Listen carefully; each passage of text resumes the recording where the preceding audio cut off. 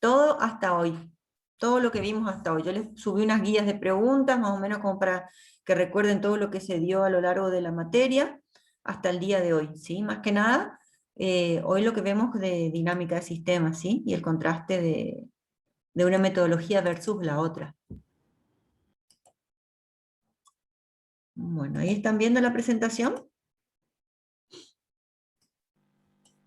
Espero que Sí, sí. se ve por... Bien. Bueno, en cuanto a la materia, ¿sí? Pasamos ya a la mitad avanzada de nuestro cuatrimestre, ¿sí? A la segunda parte de la materia.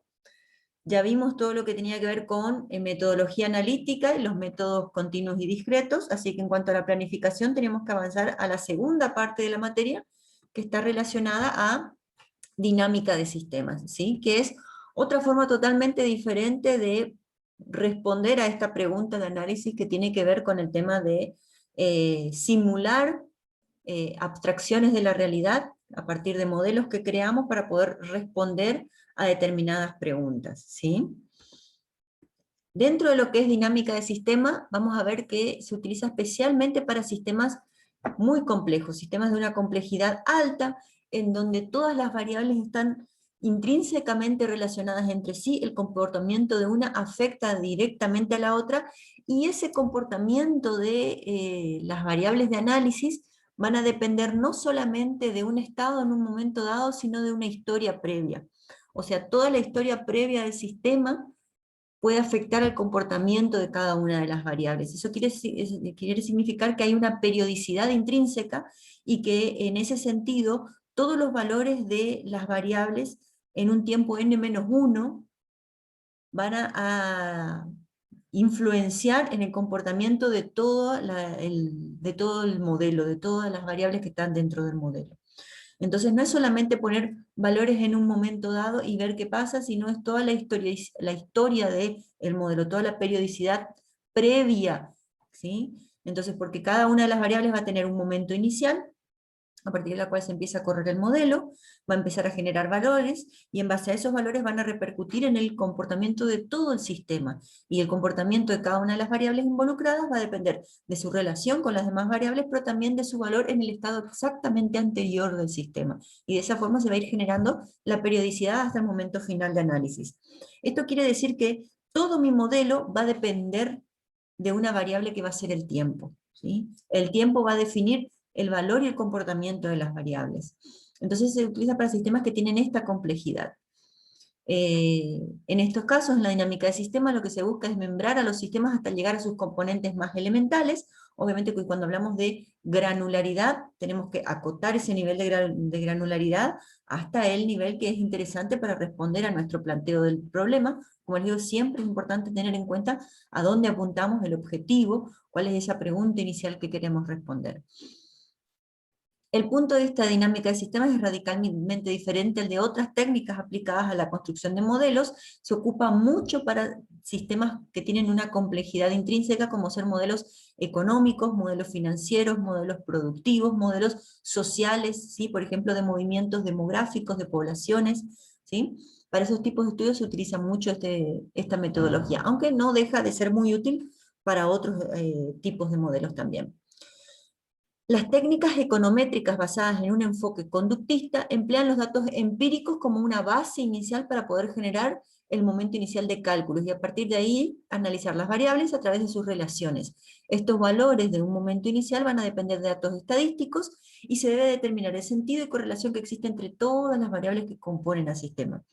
No deja de tener los momentos que vimos en todo procedimiento de modelado y de simulación. Tenemos el momento inicial de análisis del problema, tenemos el momento en que tenemos que acotar los límites de nuestro sistema, de ver qué va a entrar y qué no va a entrar. Vamos a tener el momento en que vamos a detectar que tenemos variables que son endógenas y variables que son exógenas. Las exógenas van a influenciar a mi análisis, pero no las puedo afectar, ¿sí? Por ejemplo, variables climáticas que dependen de un comportamiento estadístico, pueden estar dentro del modelo, afectan a mi modelo, pero yo no las puedo afectar, ¿sí? Dentro de lo que es el ámbito acotado de mi análisis, ¿sí? sabemos que en un modelo mucho más macro también el clima puede ser afectado, ¿sí? Pero obviamente que a eso responde cuando yo digo tengo que acotar bien el modelo de mi sistema, ¿sí? Entonces defino bien qué variables van a entrar en juego para responder a mi pregunta inicial, defino cuáles son variables endógenas, cuáles son exógenas, ¿sí? Defino las relaciones que existen entre las variables, busco datos estadísticos, hablo con expertos para poder identificar el comportamiento y las relaciones entre las variables. Todo esto sigue siendo parte tanto de un modelo analítico como un modelo de dinámica. Lo que cambia de uno u otro es cómo voy a crear el modelo, ¿sí? Cuando empiezo a diseñar ese modelo, va a cambiar la forma en que lo voy a hacer, ¿sí? La evolución de un modelo se realiza sobre la base de la evolución de los valores de las variables en un momento anterior, o sea, los valores pasados, anteriores, toda esa historia previa, ¿sí? Que son variables denominadas de algún tipo independientes, y se aplican a la estadística para determinar los parámetros del sistema que van a definir todas las ecuaciones que de alguna forma van a estar relacionadas entre sí y van a generar todas las que sean variables dependientes del modelo. Básicamente lo que les decía hoy de endógenas y exógenas, ¿sí? Así existen asesores para invertir en bolsa, denominados chartistas, que utilizan modelos que analizan, por ejemplo, las montañas, los ciclos, las gráficas, los valles, ¿sí? De determinadas evoluciones de acciones, por ejemplo, y de índices bursátiles relacionados a esas acciones. De esta manera pueden llegar a identificar de alguna forma la cotización en una acción. Hay análisis previos que también buscan de alguna forma decir, bueno, si tal variable relacionada a este índice bursátil está creciendo y tal otra variable está bajando, es un momento pico en donde se supone que en este momento se tienen que estabilizar los valores de la acción, por ejemplo. Todas estas relaciones que hay entre cuando una variable sube y una variable baja, y cómo afecta a otra variable son lo que ustedes tienen que identificar dentro del modelo, ¿sí? O sea, si son directamente proporcionales o inversamente proporcionales las relaciones entre las variables que forman parte del modelo. Y sí, si cuando una aumenta, la otra disminuye, si cuando esta disminuye, la otra aumenta, o si aumentan en forma recíproca, ¿sí? Y así podemos tener ciclos alcistas y bajistas y diseñar de alguna forma las estrategias que, en el caso de un análisis de inversión, podría buscar como objetivo final minimizar las pérdidas o maximizar las ganancias. No se pretende conocer exactamente por qué el valor de una cotización de una empresa sube o baja en función de sus nuevos productos o nuevos competidores, sino de alguna forma tratar de pronosticar, de tratar de identificar qué es lo que va a suceder, predecir lo que va a suceder, ¿sí? Y de esa forma poder determinar la acción adecuada, comprar, mantener, vender, ¿sí? En el caso de la dinámica de sistemas, nosotros vamos a tener que entender las causas estructurales, ¿sí? Esto es el caso de un análisis de gráficos. Cuando nosotros vamos a llevar esto a un modelo, lo que buscamos es entender intrínsecamente cómo funciona el modelo, porque las preguntas de nuestros clientes generalmente van a ser, ¿cómo optimizo los costos? ¿Qué puedo llegar a invertir más para poder mejorar mis ganancias? ¿En dónde me conviene meter la plata dentro del sistema productivo de mi empresa? ¿Cuál sería la mejor estrategia? ¿Contratar gente por poco tiempo o contratar gente por mucho tiempo y capacitarla para mejorar mi modelo productivo? Esas son las preguntas típicas que hacen los clientes en este tipo de modelos socioeconómicos, ¿sí? Y de inversión productiva. Entonces tenemos que entender las causas estructurales de alguna forma. Implica aumentar el conocimiento sobre el rol que juega cada elemento del sistema y ver cómo, cuando toco una variable, qué sucede con las otras, cómo diferentes acciones dentro de mi modelo pueden hacer que el sistema responda de una u otra manera. De esa forma podemos ver cómo responder la pregunta de nuestro cliente. La dinámica de sistemas es una metodología particular que se usó generalizando para modelar y poder estudiar comportamientos de cualquier clase de su sistema, pero sobre todo aquellos sistemas que están afectados por la evolución del tiempo. Cuando el tiempo es un factor predeterminante, es donde utilizo este tipo de análisis. Vamos a ver comportamientos de retardos, que vamos a ver bien qué es un retardo, qué son los bucles, ¿sí? Y qué puede suceder cuando suceden bucles dentro de mi modelo. Estudia las características de realimentación de la información en la actividad industrial con el fin de demostrar cómo la estructura organizativa, la amplificación de políticas, como les decía, políticas de contratación, políticas de venta, políticas de retención de producto, y las demoras en las decisiones y acciones interactúan e influyen en el éxito de una empresa. Este es un análisis enfocado específicamente en un tipo de modelo socioproductivo, ¿sí? No, como les dije, esto se puede utilizar para cualquier tipo de modelo. Lo que les puse acá son diferentes definiciones de diferentes autores, ¿sí? Es un método en el cual se combinan el análisis y la síntesis, suministrando un ejemplo concreto de una metodología sistémica completa. La dinámica del sistema suministra un lenguaje que permite expresar las relaciones que se producen en el seno del sistema y explicar cómo se genera ese comportamiento. ¿Sí? Ahí tenemos diferentes autores y ahí les puse los orígenes. ¿De dónde surge esta metodología? Bueno, este señor que está acá, que falleció hace muy poquito, con 90 y pico de años, que es un ingeniero que trabajaba en el Instituto Mead de Massachusetts, llamado Forrester. A partir de su grupo de investigación, lo que él identificó es un modelado que le permitiera a él de alguna manera trabajar con este tipo de sistemas complejos en donde las variables dependían, o su análisis de las variables dependían del tiempo, y donde la evolución de las variables podía cambiar con respecto al tiempo. Lo primero que se aplicó fue en el análisis de una estructura de una empresa norteamericana. Lo que trataban de alguna forma es de analizar las oscilaciones dentro de las ventas de la empresa, y hubo un primer trabajo publicado como Industrial Dynamics. En el 69 se publica otra obra que está apuntada más a la dinámica urbana, en la que se muestra cómo el modelo es aplicado a los sistemas de ciudades. Tenía más que nada la finalidad de ver que, o sea, en esa época había muchos problemas laborales y había mucha depresión y tendencia a los suicidios. Entonces, de alguna manera lo que buscaban es ver qué hacía que suceda ese comportamiento de masas, ¿sí? Que haya movimientos migratorios, que haya ocupación de mano de obra laboral y que de repente haya falta de mano de obra laboral. Entonces tratar de alguna forma de entender esa dinámica que estaban sucediendo, ¿sí? Entonces a partir del 70 aparece lo que es el modelo del mundo. En este trabajo fue la base para que estos dos investigadores, Midwood y Midwood, realicen un primer informe genérico al Club de Roma, en donde de alguna forma lo que se trataba de analizar era, y eso se utiliza hasta el día de hoy muchísimo en la ONU, para poder predecir lo que serían los comportamientos de variables climáticas y ambientales, y predecir cómo podemos ser autosustentables con respecto a los recursos que tiene el planeta, ¿sí? De ver cómo las ciudades, los pueblos y el planeta en general podía ser autosustentable, porque lo que se veía era que la población mundial crecía, crecía, crecía, y los recursos del planeta eran limitados, y no solo eso, sino que al crecer la población y el sistema productivo que teníamos, que era industrial, también esos recursos empezaban a escasear, no solamente por su consumo, sino porque no se volvían a producir a la velocidad adecuada, y además cómo afectaba al planeta, lo que hacía que también esos recursos se produjeran cada vez menos, ¿sí? O con más limitaciones.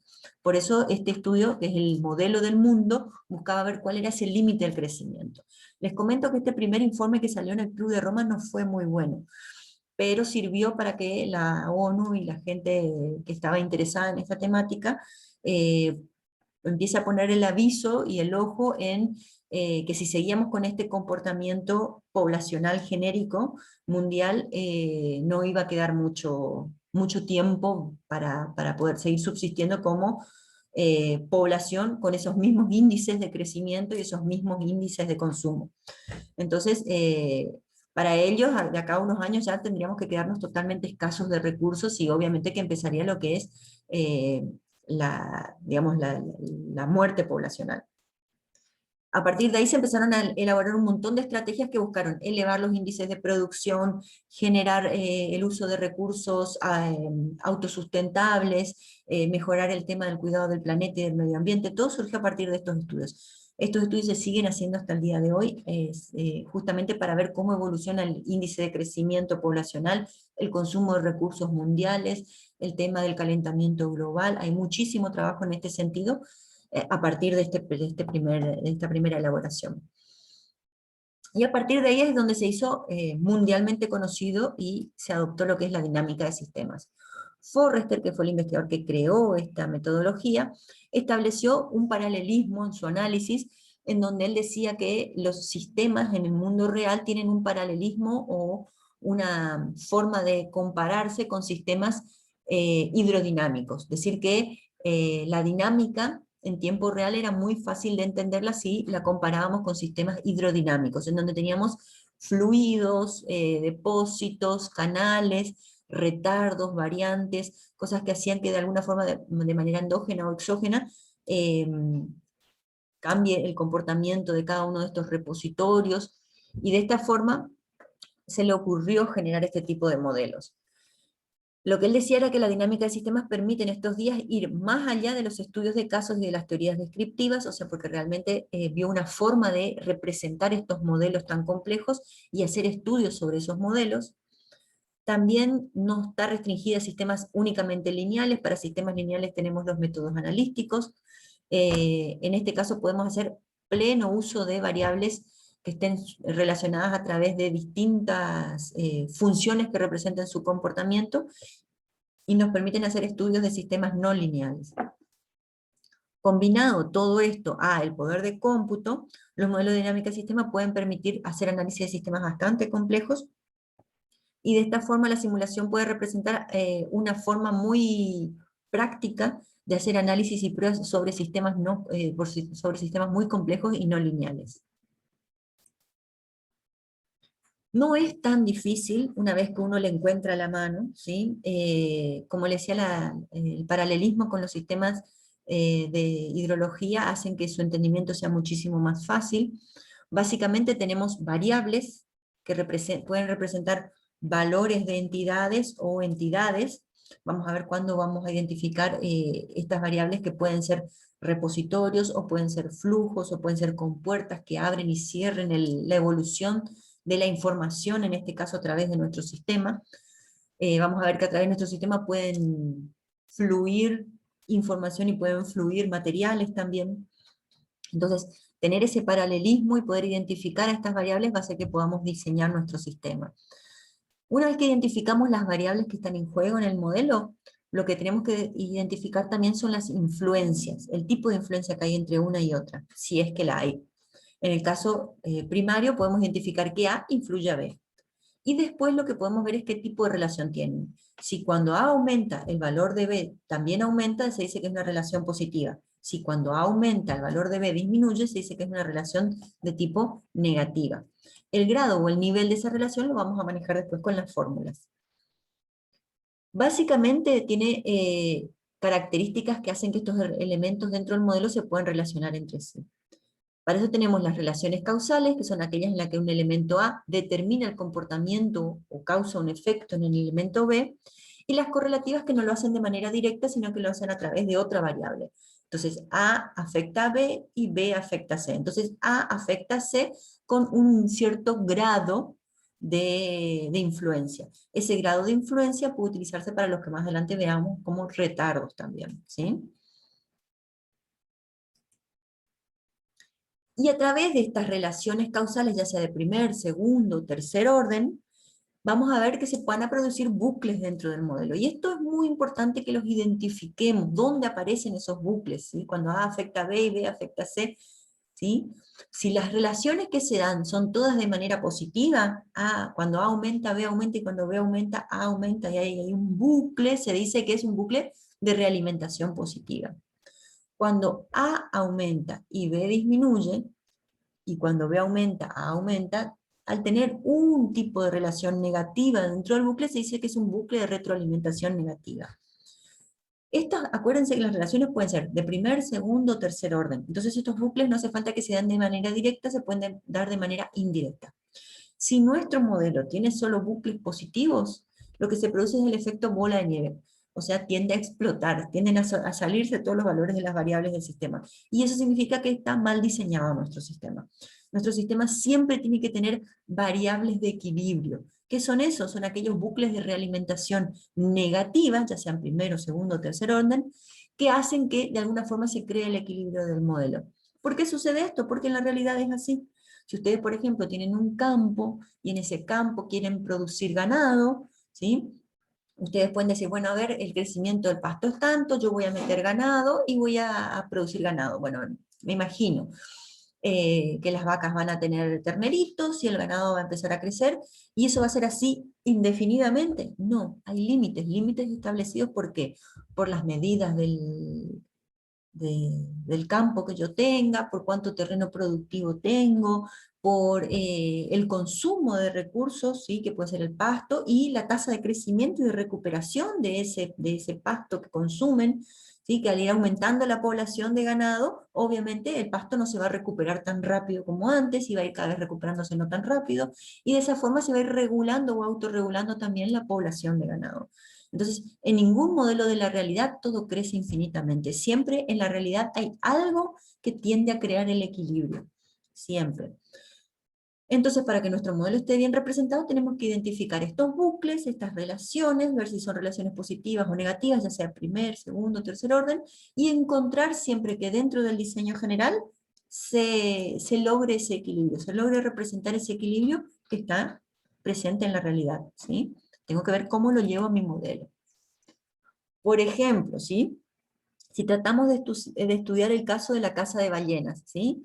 Y de alguna forma queremos ver qué se puede hacer para la conservación. Entonces se trata de estudiar la conservación de una determinada población, por ejemplo la de ballenas, sometidas a la extinción. ¿Por qué? Porque obviamente la están cazando mucho, ¿sí? O están haciendo mucha pesca y caza de ballenas. La evolución de la población de ballenas va a depender de qué cosas. Tengo la población de ballenas, va a tener qué cosa. Lo que la hace aumentar, que va a ser qué cosa, el nacimiento. Cuando más ballenas nacen, más va a tener mi población de ballenas. Y después voy a ver algo que la va a hacer decrecer, que va a ser por un lado las muertes naturales, y por otro lado las muertes que se dan justamente por la caza y la pesca, ¿sí? Entonces, a partir de estas variables iniciales que yo empiezo a plantear en mi modelo, puedo crear un primer modelo causal. Mi pregunta inicial, que es la población de ballenas, ver qué hace que aumente, qué hace que disminuya, y encontrar estos factores y crear estos bucles y estas relaciones, ¿sí? Entonces yo digo, tengo mi población de ballenas y tengo los nacimientos. Al aumentar los nacimientos, aumenta la población. Al aumentar la población, aumentan los nacimientos. En este caso tengo un bucle positivo. Por otra parte, tengo la población de ballenas que tienen sus muertes naturales, ¿sí? Al aumentar las muertes, disminuye la población de ballenas, ¿sí? Por más que al aumentar las poblaciones de ballenas, naturalmente aumente la población de muertes, pero al aumentar la muerte, disminuye la población de ballenas. Entonces acá tengo un bucle negativo. Y lo mismo sucede con las pescas, ¿sí? Al aumentar las pescas, la población de ballenas disminuye. Probablemente al aumentar la población de ballenas va a aumentar la pesca, pero eso no quita que al aumentar la pesca, la población de ballenas disminuya. Entonces, en este caso tengo un bucle negativo. Como vemos, naturalmente analizando esto, ¿sí? Si el índice de nacimientos no es lo suficientemente rápido como para cubrir estos dos valores negativos, estos dos bucles negativos, obviamente que la población de ballenas va a tender a, ¿qué cosa? A desaparecer, ¿sí? Una vez que desaparece, desaparece todo, ¿sí? La pesca y todo. Bueno, ¿cómo representamos este modelo? ¿Sí? Los niveles son conocidos como acumulaciones o variables de estado. Entonces, mi variable de estudio, que de alguna forma puedo medir unitariamente, que en este caso son las ballenas, la población de ballenas, y la mido en unidad de animales, de ballenas, ¿sí? Esas van a ser mis acumulaciones, van a representar a mis repositorios hídricos, ¿sí? A los tanques de agua, ¿sí? Esa es mi población de ballenas, y tiene que ser una variable que yo pueda de alguna forma medir a través de una unidad medible. Si aumenta o disminuye o qué valores tiene, ¿sí? En un momento dado. Entonces mis acumulaciones o mis repositorios que responden a mi pregunta de análisis y se pueden cuantificar en unidades medibles, van a ser mis variables de estado, las variables de estado. Estas variables de estado van a variar a través del tiempo, ¿sí? Que es justamente lo que quiero analizar, y cambian en función de qué?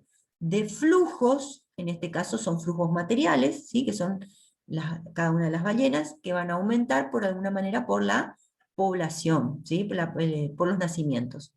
Entonces, al nacer va a aumentar mi población. Acá tengo uno de los flujos positivos. Como es positivo, es un flujo que va hacia la población, ¿sí? Estos diagramas son diagramas causales, y estos diagramas son diagramas de Forrester, en donde represento, acá simplemente analizo las variables que identifico y los tipos de bucles que puede haber. Nada más. Un diagrama causal de causa y efecto. Ahora ya empiezo a darle forma a través del diagrama de Forrester. En este diagrama identifico las variables de estado, como les dije, son aquellas que puedo medir a través de una unidad. que son las que van a responder generalmente a mi pregunta de análisis.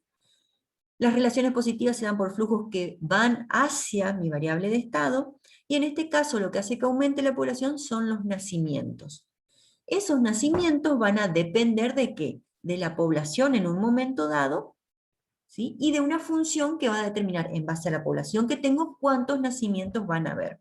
Y eso va a variar a través del tiempo, ¿sí? Esa es una variable de n, ¿sí? De nacimientos, una función n, que va a ser calculada en base a qué? En base a la cantidad de población en un tiempo t, ¿sí? A la función o relación que determina cómo esa población hace que la variable de nacimiento tenga un valor, que generalmente está relacionado a una tasa de nacimientos, entonces según la cantidad de población que tengo en un momento dado, t, en un momento t, multiplicado por la tasa de nacimientos, ¿sí? Que me indica cuál es la relación que hay entre esa población y esos nacimientos, me va a dar cuántos van a ser los nacimientos en un momento t dado.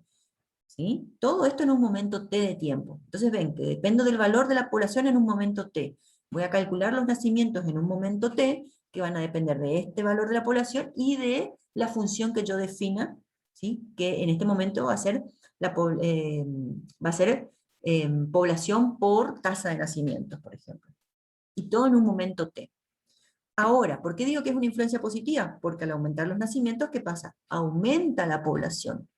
Y eso lo represento a través de la función de la población, en donde digo, la población en un momento dado va a depender ¿de qué? De la población en el momento t anterior, más los nacimientos, que dependen de la población en el momento t anterior, ¿sí? Sumados a la población actual. Entonces la población en un momento t, más los nacimientos, que fueron calculados en base a los datos de la población en un momento anterior, y eso me va a dar mi nueva variable de población, ¿sí? ¿Se dan cuenta? Como les digo que todo depende de la variable tiempo. Si yo, por ejemplo, tengo una población de ballenas en un momento t dado de, no sé, 100 ballenas, y tengo una tasa de nacimientos, ¿sí? De 10%, entonces yo digo, bueno, 100 más 10, que son los nacimientos, 110. Entonces mi variable de población en t más 1 va a ser de 110, ¿se entiende? Ujú. Cómo todas las variables están relacionadas y dependen de los valores de las variables en el momento anterior, y todo depende del tiempo. Entonces tengo mi población, que va a depender del tiempo, va a ser mi variable de estado, y las puedo medir en un valor unitario, que es la cantidad de ballenas. El flujo, que está representado por los nacimientos, que es lo que hace que la población se incremente, ¿sí? Entonces la población va a estar dada por la población, más los nacimientos en un momento t. ¿Sí? Y los nacimientos van a estar dados por ¿qué cosa? ¿Sí? Va a ser una función también en función del tiempo, que va a depender de la población y de su tasa de nacimiento, ¿sí? Entonces, los nacimientos también van a ser t más diferencial de t. Y la población va a ser población más nacimientos en el momento t anterior. Este es el modelo de Forrester, y como les decía, algunas de los símbolos que utiliza el modelo de Forrester. Las variables de estado, ¿sí? Que de alguna forma van a tener una unidad de medida. Los nacimientos, que son los flujos que van a hacer que de alguna forma aumenten mi población, por eso la relación está dada de esta forma, ¿sí? Y las válvulas, que de alguna forma son las que demuestran, pensamos en el paralelismo que decíamos hoy con el modelo hidrológico, tenemos como un tanque de agua y una tubería que llega con eh, el, el flujo, en este caso material, porque el flujo puede ser información o material, en este caso material, y a medida que la válvula se abre, ¿sí? Voy a tener más flujo entrando dentro de mi reservorio, ¿sí? En este caso estamos hablando de ballenas y de tasa de nacimiento. Al aumentar la tasa de nacimiento, yo estaría como abriendo la válvula y haciendo que se cargue más rápido la población de ballenas. Esa válvula es la que va a regular la velocidad en la cual crece mi variable de estado, ¿sí? Como les decía hoy, los nacimientos van a ser una función que va a depender del tiempo t, y va a ser igual a la población en un tiempo t por k, que va a representar a mi tasa de nacimientos. ¿Sí? ¿Me entienden hasta acá? Si me quieren hacer preguntas, me hacen, si no, avanzo. Bueno, las variables auxiliares, ¿sí? Estas son mis variables de estado, las que les mostré anteriormente. Ahora tenemos las variables auxiliares. Las variables auxiliares las utilizamos para descomponer funciones que son muy complejas, y cuando yo veo que esa función se hace muy compleja, la puedo descomponer en variables auxiliares que me permiten interpretar y entender mejor y razonar lo que está pasando dentro de mi modelo. Entonces, no dejo todas las funciones dentro de lo que es el cálculo del flujo o de la variable de estado. Puedo separar esos cálculos en variables auxiliares que me permitan a mí interpretar mejor lo que está pasando dentro del modelo. Entonces, esta variable auxiliar es aquella que realiza cálculos auxiliares para poder de alguna forma alimentar o a un flujo o a una variable de estado. Esencialmente, por lo general, afectan las variables de flujo.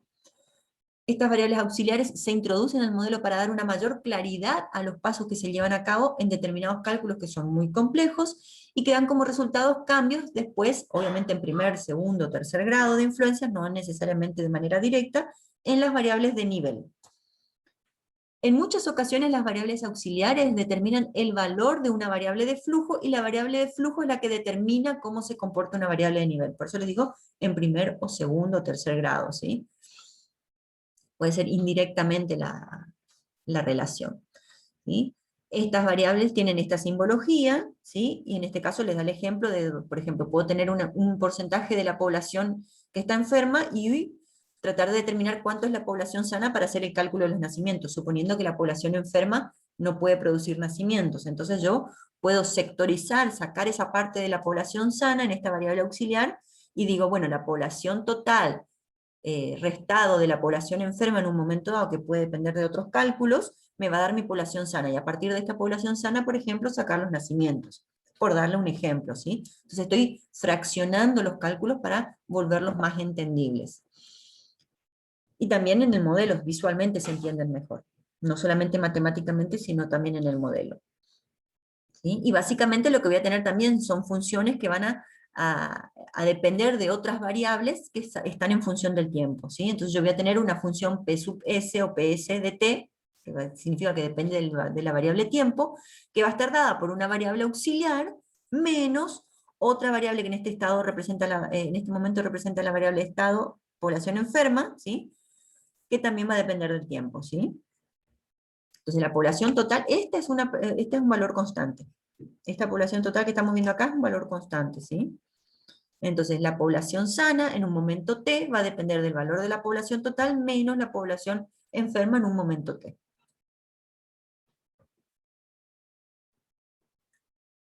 A ver, hay una pregunta acá. Ah, sí, se entiende. Bueno, me alegro que se entienda. Cualquier cosa me van preguntando.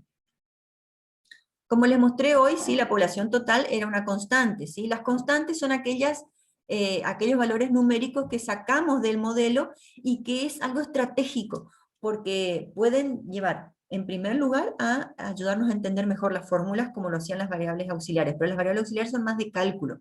Los valores constantes son como para dejar determinados valores afuera, pero estratégicamente nos sirven porque después cuando queremos empezar a jugar con el modelo, esos valores constantes son con los que podemos jugar. Por ejemplo, si yo digo que la población de ballenas va a depender de los nacimientos, ¿qué va a ser? La población de ballenas por la tasa de nacimiento. Esa tasa de nacimiento, yo en vez de meterla dentro de la fórmula como un valor numérico, puedo sacarla como una constante. ¿Qué gano con eso? Que después yo puedo ver cómo se comporta mi modelo cambiando ese valor constante, ¿sí? Que está externo a mi fórmula y que me permite jugar mejor con el modelo. ¿Sí? Si ese valor estuviera como hardcodeado dentro de la fórmula, me es mucho más difícil modificarlo, pero si está sacado como una constante, después yo puedo modificar ese valor y ver cómo se comporta mi modelo modificando esas variables constantes. De repente ver cuánto afecta a la población de ballenas si cambia la tasa de nacimiento, por ejemplo. ¿Sí? Entonces saco ese valor constante para poder jugar mejor con el modelo, ¿sí? Las constantes son valores numéricos del modelo que no se modifican a través del tiempo. O sea, al ser constantes yo lo defino al principio, corre mi simulación y van a valer lo mismo durante toda la simulación. Yo si después quiero ver qué pasa si cambio ese valor, tengo que correr otra simulación. Durante el tiempo que corre la simulación, ese valor se mantiene constante. Pero puedo correr diferentes simulaciones con diferentes valores de variables y comparar a ver qué pasa en el modelo, ¿sí? Pero durante la corrida de la simulación esos valores no cambian, se mantienen constantes. Bueno, el símbolo, y acá les da un ejemplo, ¿sí? como una taza, por ejemplo. ¿Sí? Entonces los nacimientos, ¿sí? En este caso van a estar dados por los nacimientos en tiempo t-1 por k. Acá, este nacimiento en tiempo t-1 sería en todo caso la población. ¿Sí? Por la población en momento t-1 por k.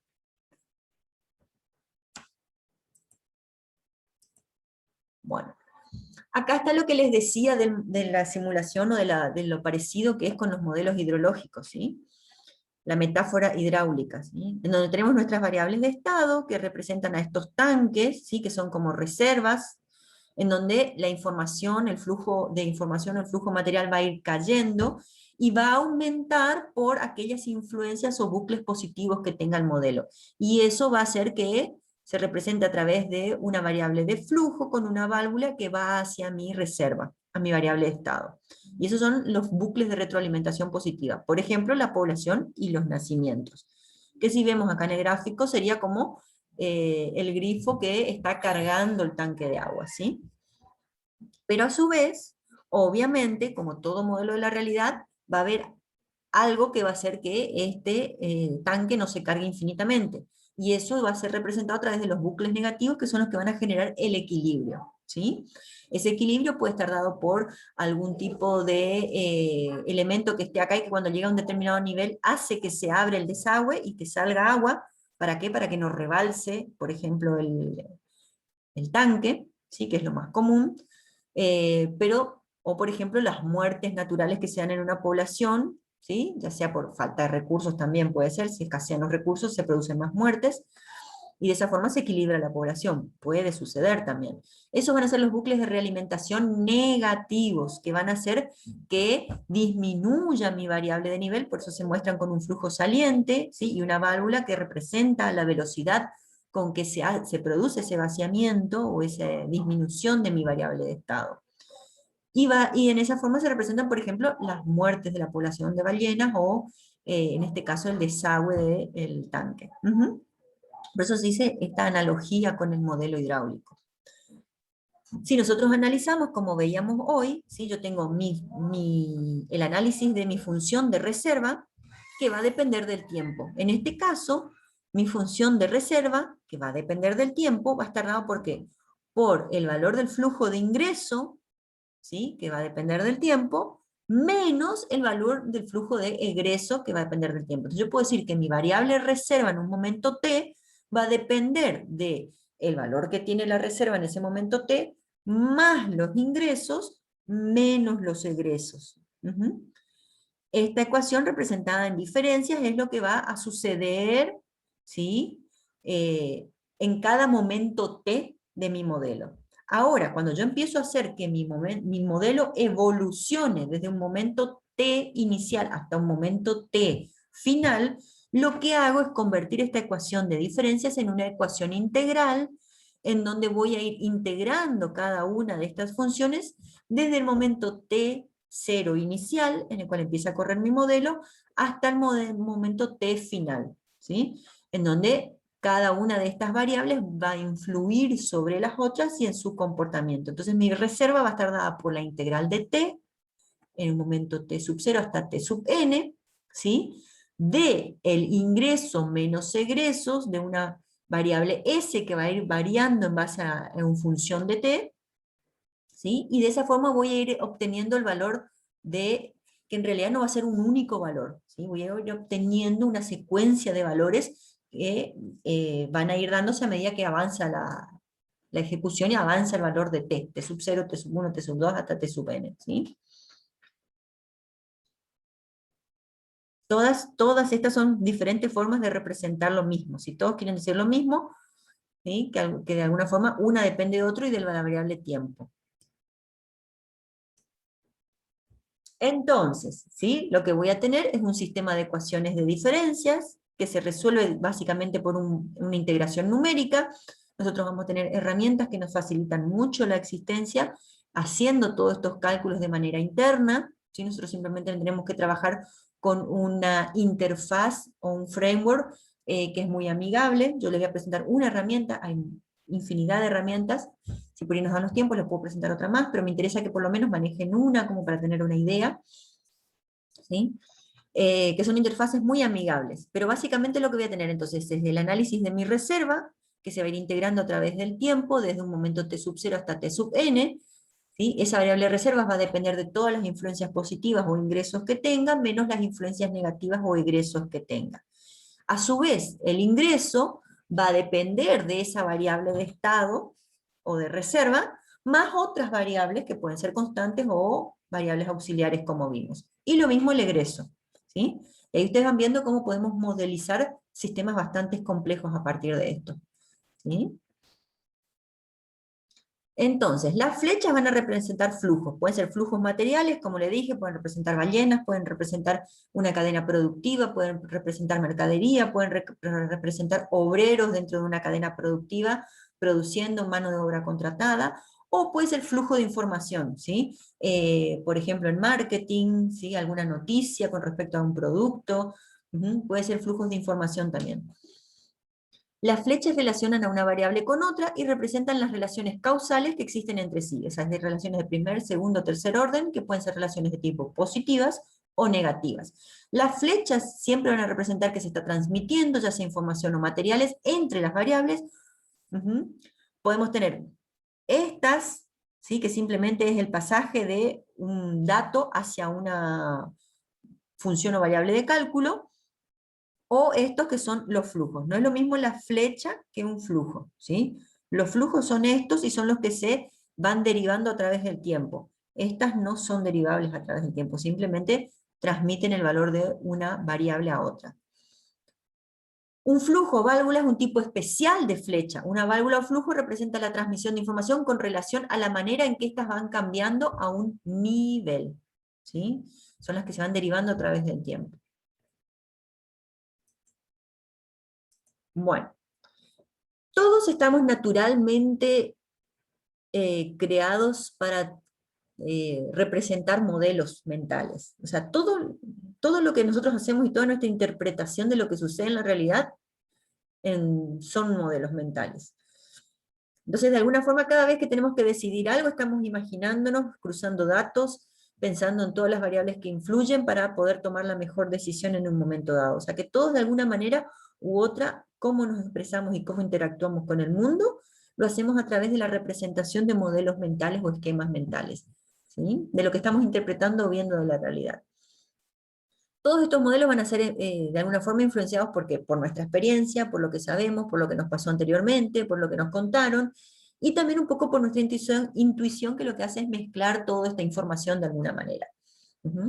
Es el poder de generalización que tenemos, que de alguna forma como seres humanos podemos, a partir de otras experiencias anteriores que nada que ver con lo que estamos viviendo ahora, pero tienen algún grado de similitud, entonces hacemos ese cruce o esa trazabilidad de la información, ¿sí? Entonces, ahí es donde actúa la intuición, ese poder de generalizar que tenemos los seres humanos, ¿sí? Que a partir de otras experiencias similares podemos aplicarlas para nuevas situaciones. En muchos casos, modelos mentales sirven muy bien y son suficientes para tomar decisiones diarias, pero hay veces en que los modelos mentales quedan cortos en cuanto a la capacidad de lo que podemos llegar a hacer con ellos. Hay casos cuando nuestra intuición podría llegar a fallar.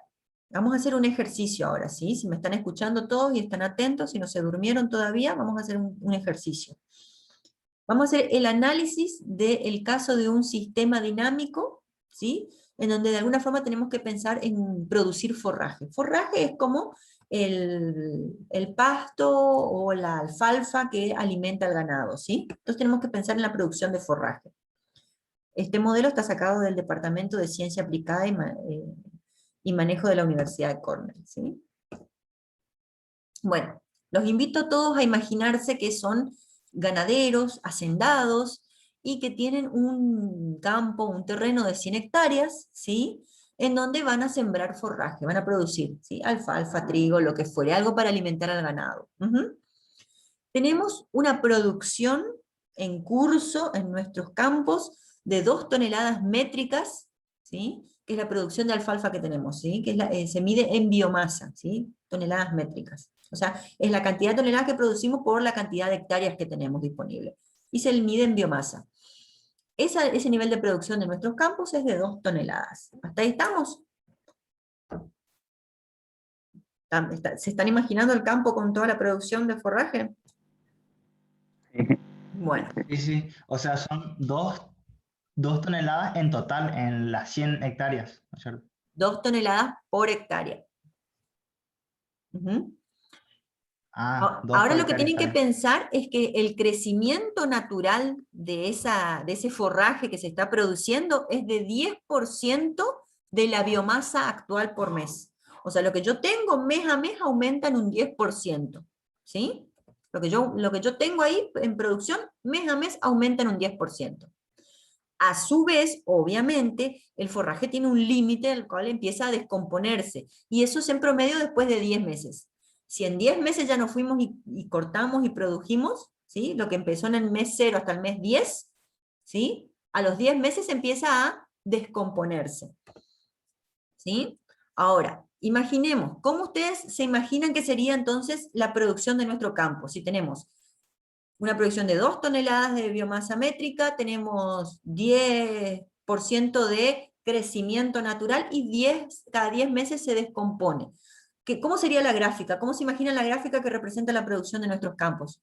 Díganme, a ver, ¿cómo se imaginan?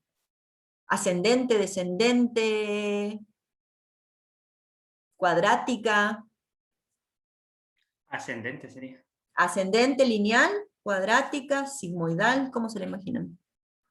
Dice 100 hectáreas de terreno por 2 toneladas métricas. Eso está en producción actualmente, eso está produciendo ahora. Ajá. A su vez tenés un porcentaje de crecimiento de 10% mensual, pero cada 10 meses, si vos no lo cortás, se descompone. Entonces me decís que es creciente, ¿sí? Como una línea Sí, sí. creciente. Profe, Sí. podría, o sea, para mí es creciente hasta en un punto que no se realice o se deje estar la producción por 10 meses, ahí puede caer en picada automáticamente. Vos te imaginas que crece, crece hasta un punto y que después cae. Sí, Todo. en base a un riesgo que suceda, ¿no? Ujú. ¿Alguien más que se quiere arriesgar? Bueno, vamos a pasar a la próxima filmina. Esta es la gráfica del forraje, ¿sí? Yo empiezo con mi campo que me lo heredé, con una tasa de producción de 2 toneladas, con un crecimiento del 10% y una descomposición natural cada 10 meses. ¿Qué veo en la gráfica? Veo una constante, ¿sí? ¿Qué pasa? Si analizamos la fórmula nos dice, yo tengo una tasa de crecimiento que está dada por el forraje que tengo, más el crecimiento natural que se da por un 10%, dijimos. O sea, forraje por 0,10 va a ser lo que va a crecer todos los meses, ¿sí? Lo que tengo más esa tasa de crecimiento. Y eso va a indicar cuánto va a ir creciendo mes a mes. Pero a su vez tenemos la longevidad natural del forraje, que dijimos que cada 10 meses se descompone. Entonces, forraje dividido 10, ¿sí? O sea, la que está acá arriba sería como los nacimientos de las ballenas, es lo que crece. ¿Sí? Entonces tengo mi forraje, que es mi variable estado, y la tasa de crecimiento que está dado por el forraje que tengo más el 10% de crecimiento mensual. Eso es lo que va a hacer que aumente mi forraje. Pero a su vez tenemos la descomposición, que es lo que va a hacer que disminuya mi forraje, y eso me dice a mí que cada 10 meses se descompone naturalmente el forraje. Entonces, forraje dividido 10, ¿sí? Porque es un valor inversamente proporcional, es un valor que hace que disminuya la cantidad de forraje que tengo, ¿sí? Entonces va a ser forraje dividido 10, que es lo mismo que multiplicar por 0,10. Entonces, prácticamente estamos diciendo que nace y crece forraje a la misma velocidad que se descompone. Por eso se da esta gráfica que vimos acá recién. Está creciendo el forraje a la misma velocidad o a la misma tasa en la cual se está descomponiendo el forraje. Entonces, si yo heredo el campo en estas condiciones, el forraje se va a mantener constante, porque la tasa de crecimiento y la tasa de descomposición es la misma. ¿Sí? Está creciendo y está descomponiéndose a la misma velocidad. Entonces mi tasa neta de crecimiento productivo va a ser 0, porque a medida que crece se va descomponiendo a la misma velocidad. ¿Sí? Entonces no es ni una lineal creciente ni una parábola. No están tan errados en lo que ustedes por ahí se imaginaron, pero por ahí ustedes se imaginaron otras variables que no estaban acá mencionadas. ¿Sí? Por ejemplo, puedo llegar a pensar en aumentar la productividad del suelo, o puedo llegar a pensar en que a medida que se va descomponiendo todo ese forraje descompuesto, en vez de producir mejoras en el suelo, lo va ahogando y la tasa de crecimiento va disminuyendo, por eso puede caer en picada al final. Pero toda esa información que yo no les di. Lo único que sabíamos era la tasa de crecimiento y la tasa de descomposición. Y con esos datos, mi producción es constante. O sea, no crece mi producción. A la misma velocidad en la que va creciendo, se va descomponiendo. No hay crecimiento. Mi producción es constante.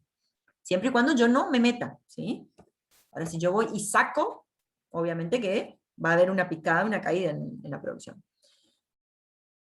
Bueno, ahora vamos a suponer, ¿sí?, que en estas 100 hectáreas sembradas de forraje, con esta producción de 2 toneladas por hectárea, ¿sí?, que es la biomasa, que está dado por una tasa de crecimiento de 10% mensual, ahora le metemos algún tipo de abono o de elemento tecnológico productivo que hace que el forraje se descomponga más tarde. En vez de descomponerse a los 10 meses, se va a descomponer a los 12 meses. Con esta nueva información, ¿cómo se imaginan que es la gráfica?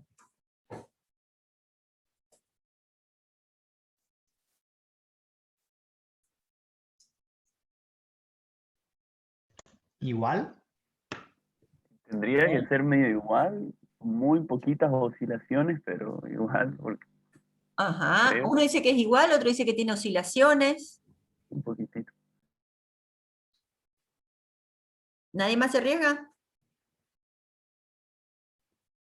Bueno, entonces tenemos una gráfica que dice que está igual y otra gráfica que dice que tiene oscilaciones. Ujú. Ahí está. ¿Qué pasó acá? Aumentamos, ¿sí?, el periodo de vida. Viven más, ya no viven 10 meses, viven 12 meses. Hicimos que vivan más, ¿sí? Entonces, ¿qué pasa con nuestro modelo matemático?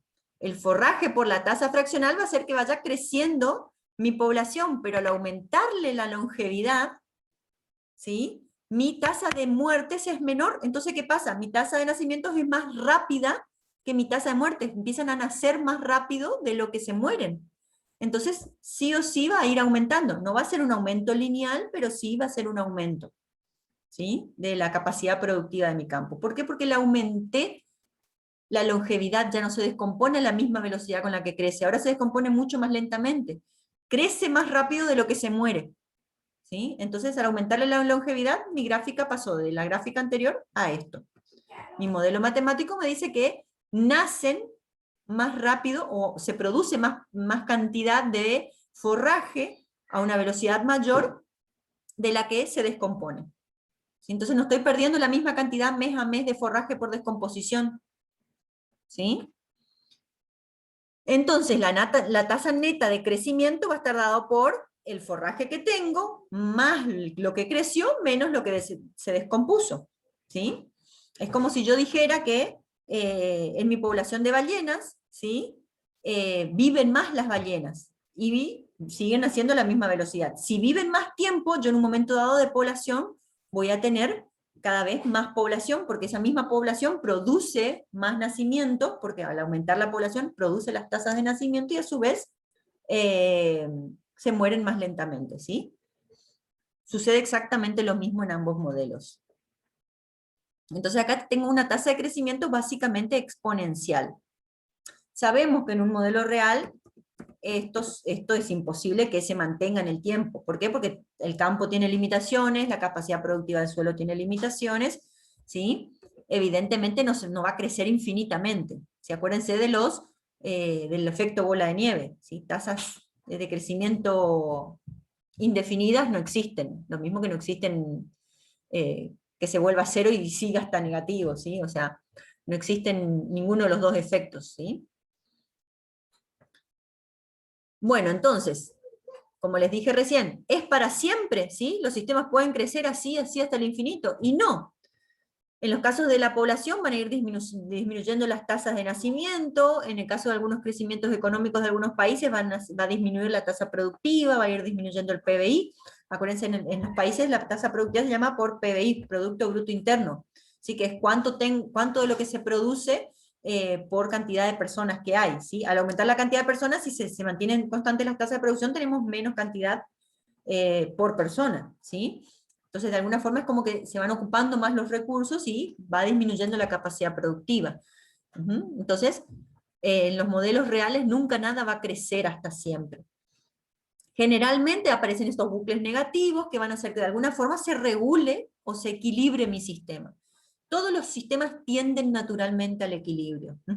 Entonces, va a haber alguna limitante, o la cantidad de recursos, la disponibilidad de nutrientes del suelo, la capacidad productiva del suelo en el caso del forraje, ¿sí? Ese limitante generalmente se lo conoce como capacidad de carga, o sea, es cuánto aguanta. O sea, mi suelo va a tener cada vez más forraje, hasta que la cantidad de metros cúbicos de forraje que puede crecer en un espacio determinado va a estar limitada, y va a tener incluso tal vez el efecto contrario, va a crecer cada vez menos, entonces va a empezar a disminuir la tasa de nacimiento, y eso va a hacer que se empiece a equilibrar nuevamente la población, ¿sí? Entonces esa es la capacidad de carga que tienen todos los modelos, y obviamente que va a depender de estos recursos que son renovables o no.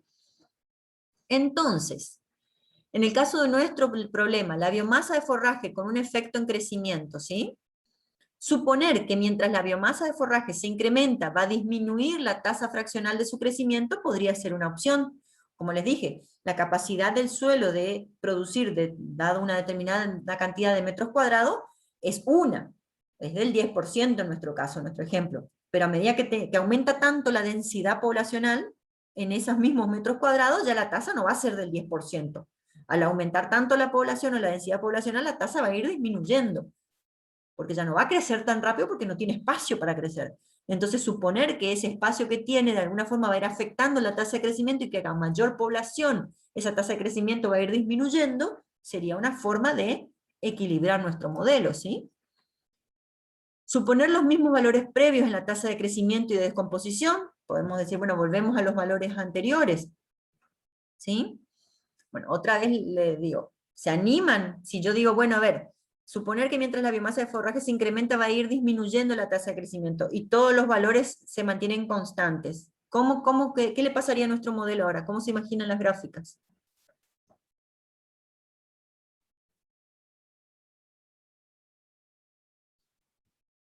Arriésguense, que no va por nota esto. Todos los valores son constantes, dijo. ¿Sí? Lo único que a medida que aumenta la población, aumenta el forraje, disminuye la tasa de nacimiento. Uf. Una hipérbola.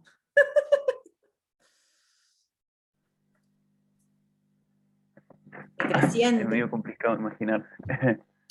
Bueno, ahí está el tema. Justamente es la base de estos modelos. Cuando ya las relaciones entre las variables empiezan a ser tantas y tan complejas y dependen del tiempo y de la evolución de las variables del tiempo, nuestra capacidad de modeladores empieza a estar limitada, ¿sí? Somos muy buenos para modelar cosas sencillas, digamos, pero cuando entran en juego tantas variables, ya que nuestro cerebro pueda relacionar todas estas variables que van cambiando a través del tiempo, se vuelve muy difícil. Los modelos mentales sirven hasta un momento, hasta un límite, pero ya cuando los modelos se vuelven tan complejos, es natural que, o sea, es con trampita este ejercicio, justamente para que ustedes se den cuenta de que modelar sistemas de este tipo mentalmente no es sencillo, ¿sí? Bueno, voy a dejar de torturarlos y vamos a ver el ejemplo.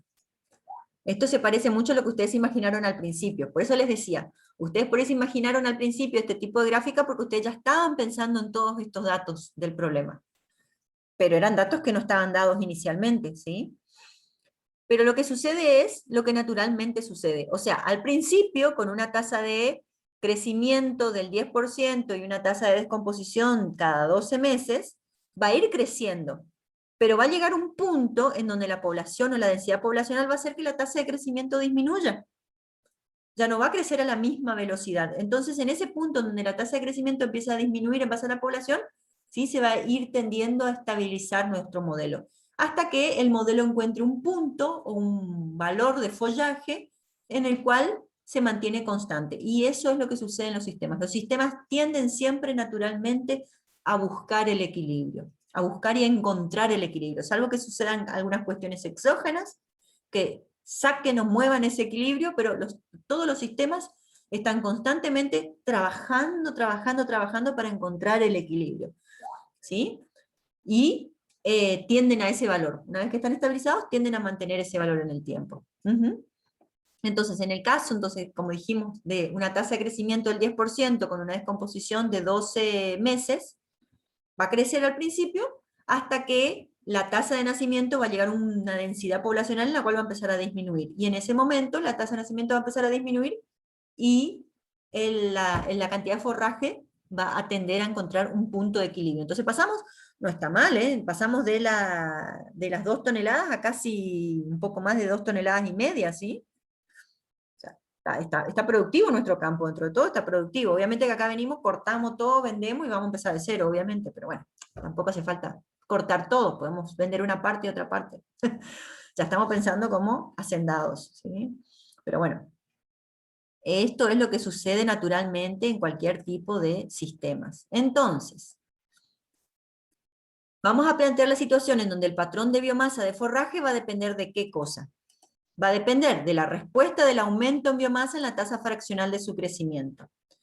Podemos tener una hipótesis, por ejemplo, cualitativa sobre la relación. Podemos decir, por ejemplo, esta fracción de crecimiento va a ser 0 cuando la biomasa es grande, con un valor de relación inicial de 5:1, de 5:x, dependiendo de la cantidad de x, pero la tasa de fraccional de crecimiento se va a volver 2 cuando la biomasa sea muy pequeña, con una relación de valor inicial de 0 a x.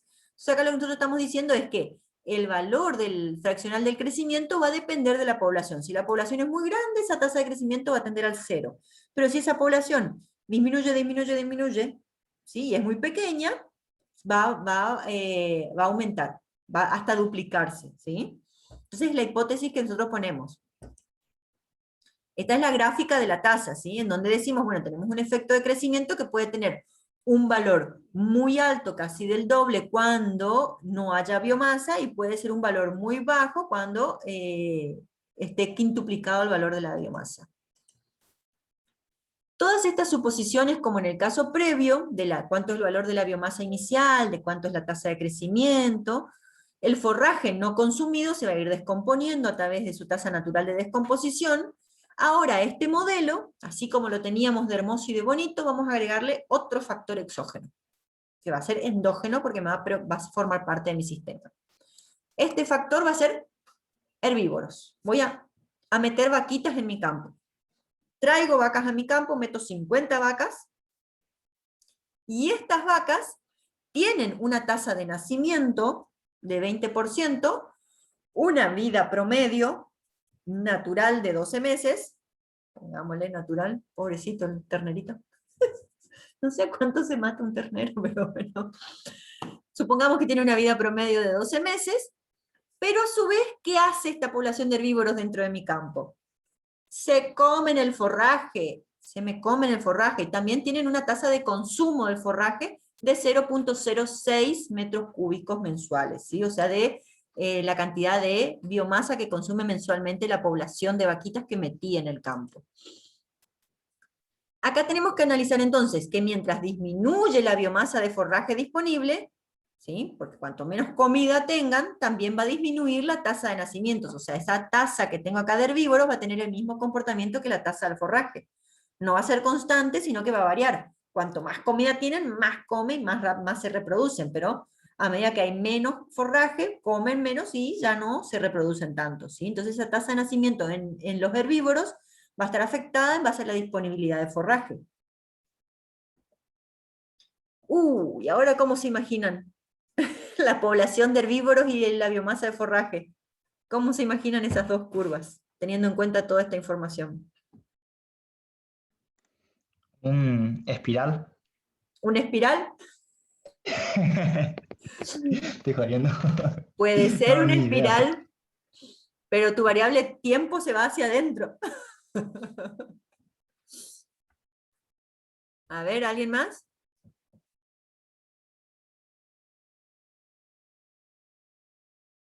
Una sube, la otra baja, se cruzan, hacen una cruz, van en paralelo los dos. ¿Cómo se imaginan? En un momento sí pueden hacer una cruz. Ajá, puede ser que se crucen en un momento. Sí, Ujú. sí.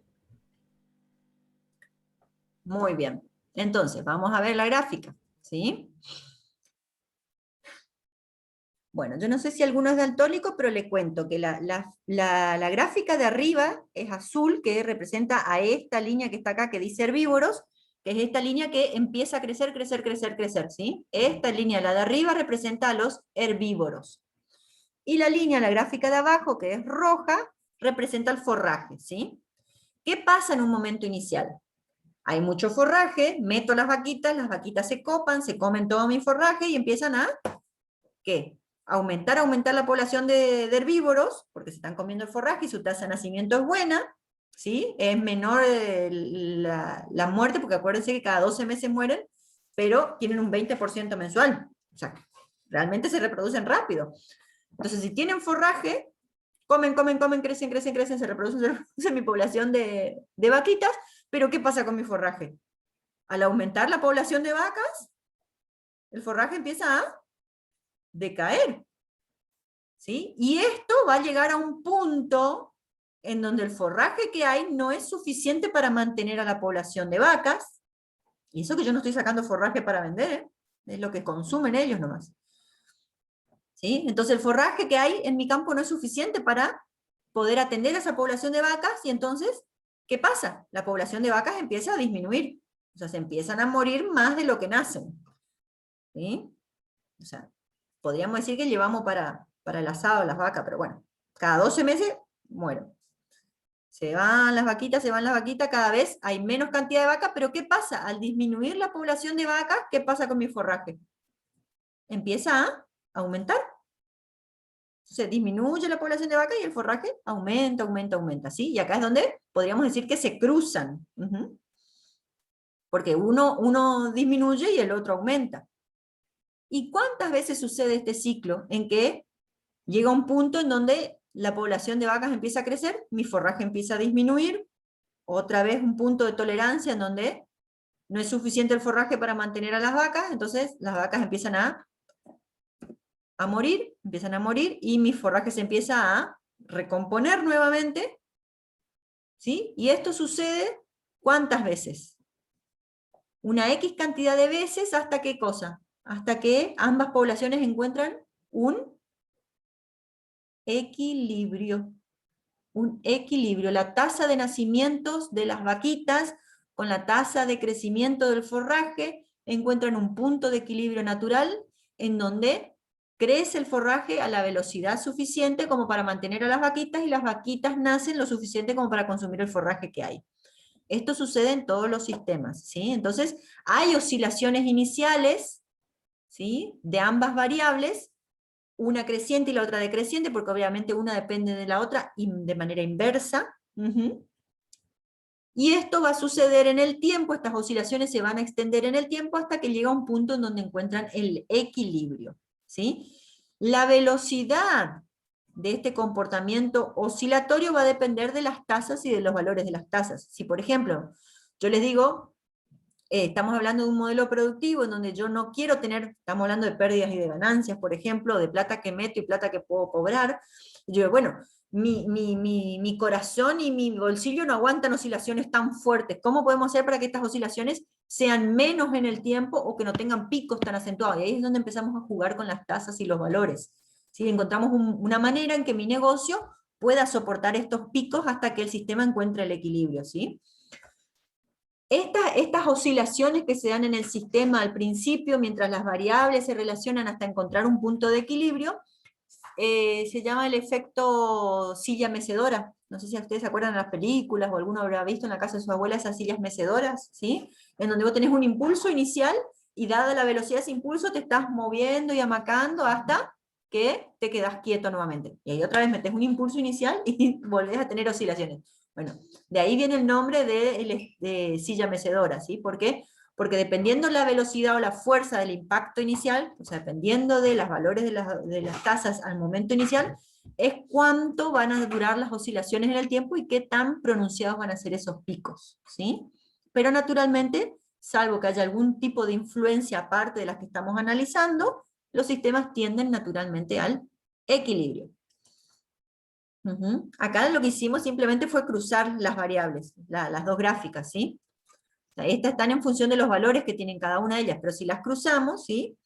Podemos ver, estas son las tasas de nacimiento y las tasas de muerte de los herbívoros, ¿sí? Podemos ver cómo las propias tasas se van regulando, tasa de nacimientos y muertes, cómo se van regulando al principio son valores altos, y los valores se van regulando hasta encontrar el punto de equilibrio para el cual la población se mantiene constante.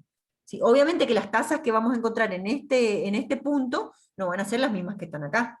Las tasas se fueron cambiando y evolucionando con el modelo hasta encontrar un punto, un valor de equilibrio para todo este modelo. Y eso es propio de este modelo. Eso tenemos que tener en claro. No es tan transversal de que yo saco acá y llevo allá, ¿sí? Todo va a depender del ambiente en el cual se hace el análisis. Bueno, a ver. ¿Cuál es el mensaje de este ejemplo que vimos? ¿Sí? Que dentro de todo es bastante sencillo. Muchas veces es difícil poder pronosticar el comportamiento de sistemas, por más simples que sean, cuando dependen de una estructura dinámica. ¿Qué es una estructura dinámica? Donde todas las variables están interrelacionadas, todas tienen valores que cambian a medida que cambia el tiempo, y el comportamiento de estas variables va a depender, ¿sí?, del valor en un momento t-1 anterior. O sea, tienen una historia, una periodicidad que va a repercutir en el comportamiento de las variables. Entonces podemos ver que los modelos de simulación de dinámica pueden ser muy útiles para poder analizar este tipo de situaciones. Estos modelos ayudan a evitar consecuencias que pueden ser no deseadas en el análisis de sistemas complejos. Es más difícil con sistemas bioeconómicos, por ejemplo. ¿Qué pasa ahora si en esta situación que estábamos analizando le metemos alguna tecnología en cuanto al crecimiento del ganado, o a la duración, o la periodicidad? O sea, ¿puedo complejizar este modelo que vimos tanto como queramos? Por eso es importante que delimitemos hasta dónde llega el análisis de nuestro sistema. Siempre definir los alcances del sistema es muy, muy importante, porque la realidad es compleja en sí misma, y los modelos los podemos complejizar hasta el infinito si queremos. Un método dinámico de simulación es aplicable a un amplio rango de sistemas. Pueden ser sistemas de tipo biológicos, productivos, sociales, económicos, de migración, de egreso, de lo que querramos. El comportamiento se deriva de la estructura del sistema, y podemos tener un enfoque que va a ser el análisis de todos esos factores que componen al sistema, cada una de las variables, todos esos factores que tenemos que ver A, cómo influye a B, si lo influye de manera positiva. Primero si A influye a B, y después si lo hace de manera positiva o de manera negativa, y después ver hasta los grados de influencia que pueden llegar a ver. Todos estos son parte de lo que serían los factores internos del sistema. Y no necesariamente los choques externos. Tenemos que especificar la estructura para comprender el comportamiento de nuestro sistema. A partir de ahí van a empezar a surgir las respuestas a las preguntas iniciales. Se observa un comportamiento pasado, por eso le digo que es importante la periodicidad, la historia previa del sistema. Eso va a influir mucho en el comportamiento del sistema. ¿Con qué finalidad? Con la finalidad de poder pronosticar, ¿sí?, de alguna forma el comportamiento a futuro de nuestro modelo. Bueno, acá tenemos el diagrama de Forrester de lo que habíamos visto recién. Tenemos nuestra variable de nivel, que es el forraje, ¿sí?, que es la reserva. Tiene un flujo, que es lo que influye de manera positiva, que son los nacimientos, ¿sí?, del crecimiento propio del forraje. La tasa de crecimiento, que va a depender de una tasa fraccional, que dijimos al principio era del 10%. A mayor tasa de crecimiento, mayor cantidad de forraje. El forraje es esta variable de nivel que se puede medir, es en una unidad medible, y los flujos son las variables entrantes, son las influencias positivas que hacen crecer al forraje, y los salientes son las influencias negativas, ¿sí?, que puede ser la tasa de descomposición natural que tiene el forraje, y la tasa de consumo cuando metimos a los herbívoros, ¿sí?, que son los que se comían el forraje. O sea, tenemos descomposición natural y tenemos lo que no se llegan a comer se descompone, si es que llega a quedar algo, ¿sí? Y lo que se consume, que son los que consumen las vaquitas. Después tenemos un modelo similar para los herbívoros, donde tenemos los nacimientos propios de los herbívoros, dado las vaquitas, digamos, dada una tasa fraccional de nacimiento, y las muertes de las vaquitas, ¿sí?, que a los 12 meses, marche preso. Y a su vez, estos herbívoros, dependiendo de la cantidad que había, iban a influir en el consumo que hacía que disminuya también el forraje, ¿sí? ¿Cómo yo sé cuando empiezo a analizar un modelo qué tipo de variable es en el diagrama de Forrester? ¿Es una variable de flujo? ¿Es una variable de nivel? Primero y principal, voy a la pregunta inicial, a lo que quiero responderme de mi modelo, ¿sí? En este caso, mi pregunta inicial era la cantidad de forraje que podía llegar a producir mi campo, ¿sí? Entonces, esa tiende a ser una variable de estado. Pero después tenemos las influencias positivas y negativas que van a determinar las variables de flujo. Si estas dependen del tiempo, van a ser variables de flujo si son positivas entrantes, si son negativas salientes, ¿sí? Si van desde y hasta una variable de estado, son variables de flujo. Y después tenemos las variables auxiliares, que son para poder interpretar mejor el comportamiento del sistema. Las constantes, que de alguna forma van a poder influir en el comportamiento de mi sistema, pero se mantienen constantes durante toda la simulación, no cambian su valor. Y después tenemos las flechas que representan el transporte de información desde las variables auxiliares a las variables de flujo, a las variables de estado, y están más que nada para representar estas relaciones de primer, segundo, tercer orden, ¿sí? Variables de influencia de una variable auxiliar o de una constante, una variable de estado, una de flujo, ¿sí? Relaciones causales que se dan de primer, segundo, tercer orden. Pero otra forma de identificar qué tipo de variable es a través de la unidad, de cómo yo estoy midiendo esa variable. Si por ejemplo hablamos de las vaquitas, o de borregos, de chivitos que tengamos ahí, los herbívoros que tenemos en el campo, ¿sí? Yo digo, a ver, tengo borregos en un rebaño, ¿sí? También tengo un consumo, que es lo que consumen, lo que comen por mes, ¿sí? Después tengo también, como les decía, cada 12 meses se van del campo, ya sea porque los vendo, porque van para el asador, lo que fuere. Salen, mueren, se van. Se van para adopción, no piensen nada malo, se van todos para adopción las vaquitas. Bueno, después tenemos la mortalidad natural, que si es que alguna queda, puede llegar a morir naturalmente, y después tenemos obviamente el tamaño de la finca. Si tenemos que poner unidades de medida a cada una de estas variables, decimos, a ver, los borregos los voy a medir en cabezas, en unidades, en cantidades, o sea, un número cuantificable que me indica cuántos borregos tengo en un momento dado. Eso naturalmente va a ser una reserva, una variable de estado. Ahora, cuando hablo de consumo es cuánto comen de forraje por día, por mes, por año, ¿sí? Entonces, cuando yo mido, ¿sí?, en base al tiempo en el cual va a correr mi modelo, ¿sí?, eso me indica que es una variable de flujo, o sea, que va hasta o desde una variable de estado, ¿sí? Me indica, ¿sí?, de alguna manera, cambios reguladores del comportamiento de mi sistema, representan esas válvulas. Entonces el consumo que yo puedo medir en kilogramos por día, van a ser flujo.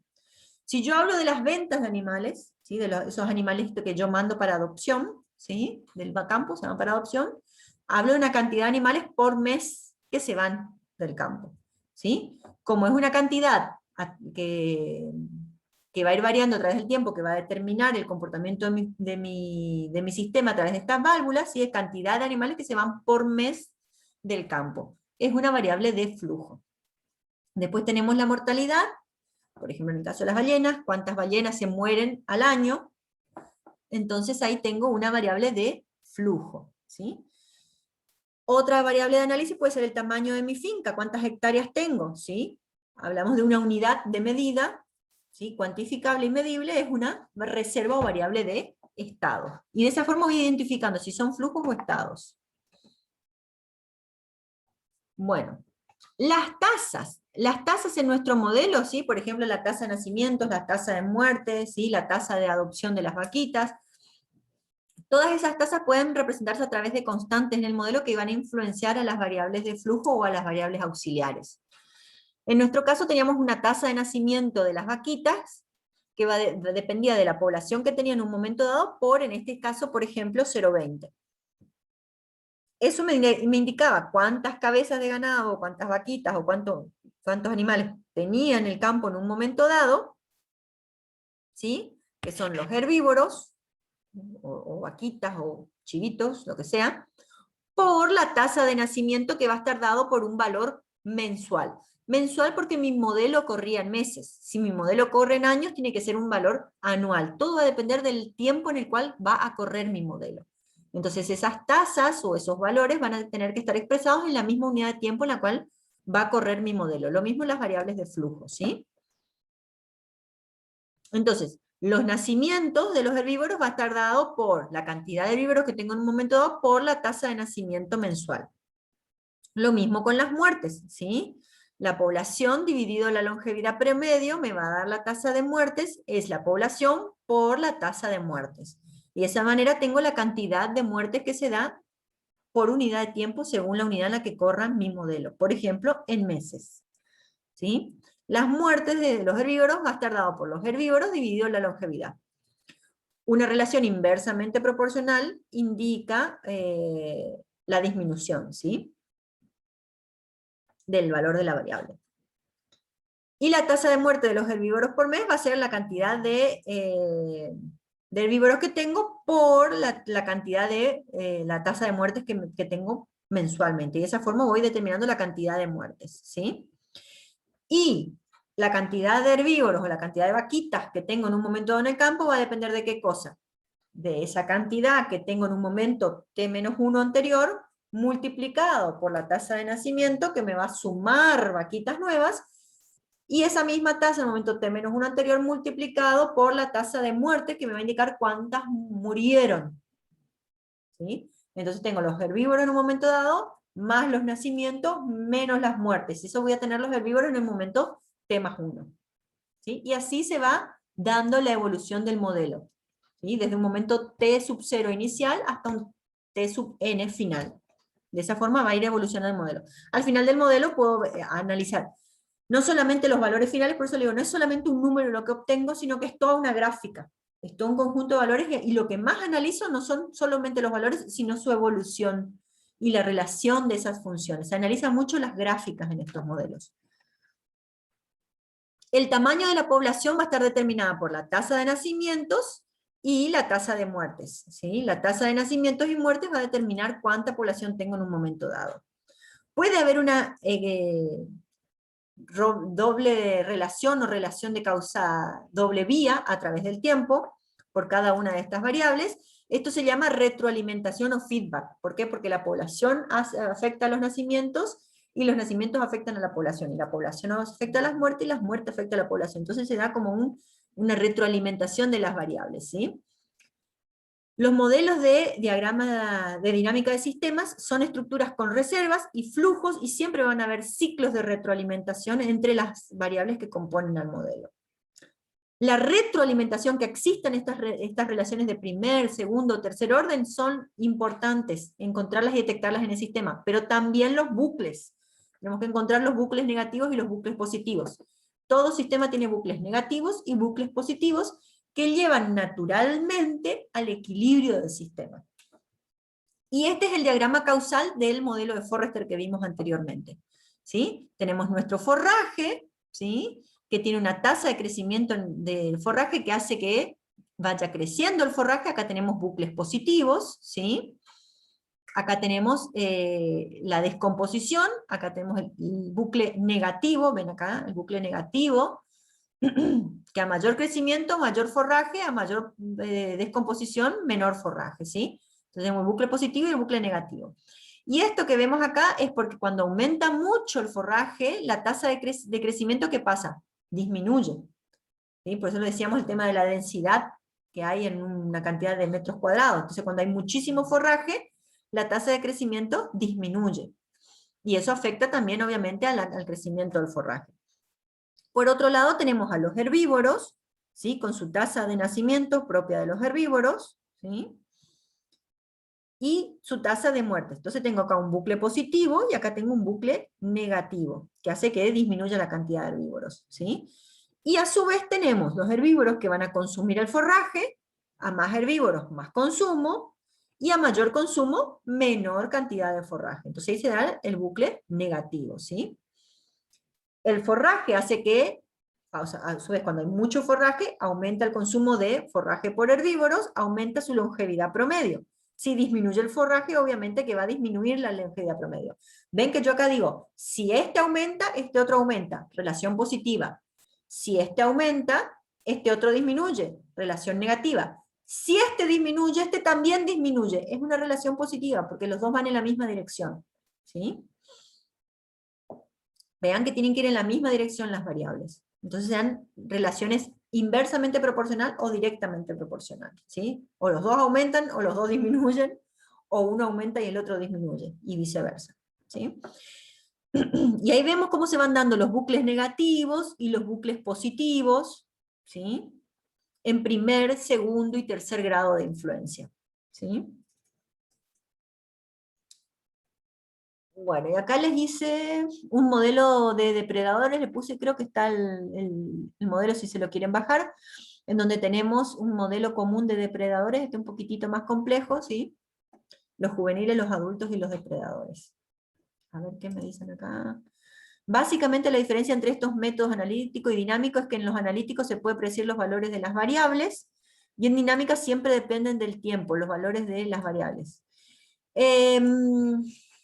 Sí, estás bien, y es correcto que los valores de las variables van a depender de la evolución del tiempo. ¿Por qué? Porque el valor de las variables está sujeto a la historia previa de tu modelo. ¿Sí? No es solamente el tiempo, sino que las relaciones que hay en tu modelo entre las variables hace que el valor de una variable en un tiempo t dependa de su valor en el momento t-1 y de todas las variables que le influyen a él. ¿Sí? Entonces, depende del tiempo, sí, eso seguro, pero no del tiempo como variable única, sino de cómo el tiempo influye a todo el modelo. ¿Sí? Está. Claro, también la retroalimentación, ahí como usted estaba hablando de entre los valores, si es positivo o negativo, también de eso sí va a depender. Exactamente, ¿sí? Generalmente cuando son modelos muy complejos vamos a usar dinámica de sistemas, ¿sí? Cuando hay relaciones lineales entre las variables usamos los métodos analíticos, ¿sí? Como yo les hice, por ejemplo, en la pregunta que hablábamos hoy con el compañero de cuánto es la población que podemos llegar a cubrir con determinado caudal de agua de una represa, por ejemplo. Cuánto es el límite de población que podemos llegar a alimentar con una represa que tiene determinado caudal de agua, ¿sí? Y esa es una relación lineal, o sea, vos sabés que el consumo de agua per cápita por persona es tanto, y vos sabés que esto produce una determinada cantidad de agua, y bueno, y en base a eso puedes saber linealmente, tanta agua tengo, tanta gente puedo llegar a cubrir. Puede haber variantes, digamos, en mi análisis o en mi gráfica, pero la relación es lineal, no hay mucha vuelta que darle, ¿sí? Obviamente que es necesario hacer un modelo y es necesario hacer el análisis, pero puedo llegar a manejar la relación que hay entre las variables. Cuando las relaciones se vuelven algo tan complejo y varía mucho con respecto al tiempo, pero no el tiempo como variable de análisis, sino el tiempo en función de cómo se da la periodicidad de todas las variables que están relacionadas. Porque, por ejemplo, mi población va a depender de cuánto es la población en el momento t-1, y de qué cosa, de los nacimientos en t-1 y de las muertes en t-1. ¿Sí? ¿Por qué? Porque población por tasa de nacimiento me da una cantidad de nacimiento en tiempo t-1, y yo hago mi población más mis nacimientos menos mis muertes, y eso recién me va a dar cuánto es el valor de la población en un momento t. ¿Sí? Y así por cada paso o evolución del análisis de mi modelo. ¿Sí? Entonces, en ese tipo de modelos en donde la variable tiempo es importante, es donde pasamos a modelos de dinámica de sistemas. ¿Se entiende más o menos? Sí, se entiende.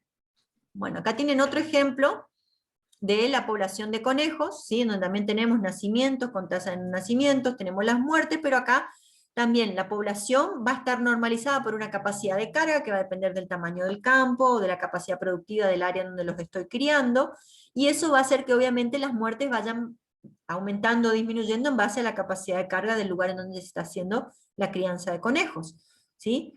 A su vez también tenemos una esperanza de vida propia que regula las muertes, ¿sí? Y el efecto del aumento de la población sobre las muertes, que va a estar dado por la capacidad de carga y la cantidad de población de conejos en un momento dado. Y de esa forma voy regulando mi población de conejos. Son todos modelos similares a lo que estuvimos viendo anteriormente. Entonces, el proceso de modelado con dinámica de sistemas: articular el problema comportamiento del modelo de referencia, analizarlo, entenderlo, ¿sí? Formular la hipótesis, o sea, esa pregunta inicial, qué es lo que quiero corresponder, ¿sí? ¿De dónde, a qué apunto? Porque para poder acotar y saber qué dejo dentro o fuera de mi sistema, tengo que tener bien en claro a qué apunto dentro del modelo. Entonces, a partir de ahí, empiezo a decir, bueno, estas son mis variables de estado, esto representa lo que yo quiero estudiar, o quiero analizar, o quiero responder. A partir de ahí puedo empezar a determinar cuáles serían los flujos, cuáles son las retroalimentaciones positivas, cuáles son qué le influye positivamente, qué le influye negativamente, y a partir de ahí puedo encontrar otras variables de estado también, y ir haciendo que crezca mi modelo. Obviamente que tengo que poner una cota o un límite, ¿no? Empiezo a formular el modelo, valido el modelo, y generalmente una vez que tengo validado el modelo, sé que funciona, empiezo a jugar con el modelo y empiezo a responder a mi pregunta y ver cuáles son los mejores valores de contratación de personal para mantener mi modelo productivo, cuánto es lo que debería tener de estacionamiento de mercadería sin perder mucho o ganar más, ¿sí? Entonces empiezo a jugar con el modelo para poder responder a las preguntas iniciales, ¿sí? Empiezo a examinar cuáles son las mejores políticas de contratación de personal, prácticas productivas, dependiendo obviamente del modelo que tengo. Bueno, ¿cómo estamos hasta ahora?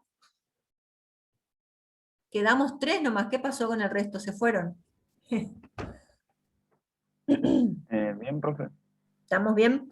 Bueno, yo lo que les voy a pedir, ¿sí? La semana que viene tenemos prueba. Yo les voy a pedir que se bajen el Benzim, que es el programita con el que vamos a trabajar. Les dejo esta semana para que puedan estudiar, que puedan ponerse al día con los trabajos prácticos, que vean cómo avanzan. Y la semana que viene, después del parcial, yo no sé si vamos a tener tiempo. Si nos da tiempo, hacemos una práctica, y si no, quedará para la otra semana, ¿sí? Que ya nos queda muy poco tiempo. A ver. Sí, el 2 es el examen. Nos queda bueno. Si no hay tiempo, el 2 al 9 hacemos el primer práctico con dinámica de sistemas, ¿sí? ¿Ok? Pero les voy a dejar el enlace para que se bajen y se instalen el programita, es muy fácil de usar, ¿sí? Bien, entonces. Bueno, ¿tienen alguna duda, pregunta? ¿Se entendió más o menos? Se entendía así por mi parte, sí. Bueno, ¿ustedes quieren que probemos a hacer rapidito un diagrama de Forrester ahora entre nosotros? Si yo les paso el enlace de la aplicación, ¿se animan a instalarse rapidito? Sí, pues sí. Sí, pues. Bueno, ahí les paso el enlace. Ahí les paso por el chat.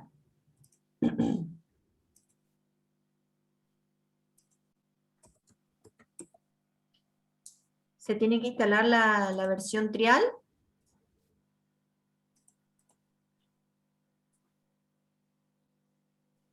No el reader, se tiene que instalar el PLE, ¿sí? Tienen que chequear la opción que le dice please tick this box, ¿sí?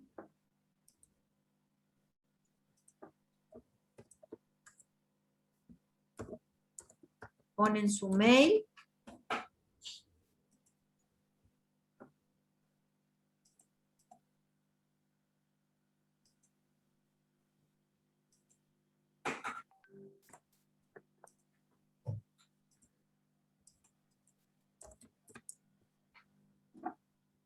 ¿Están pudiendo bajar? ¿Qué versión dijo que nos descarguemos? La PLE, no el reader, ¿sí? Está. Porque el reader es solo para ver, no les dejan modificar. Y cuando hacen la instalación, digan que es para estudiantes.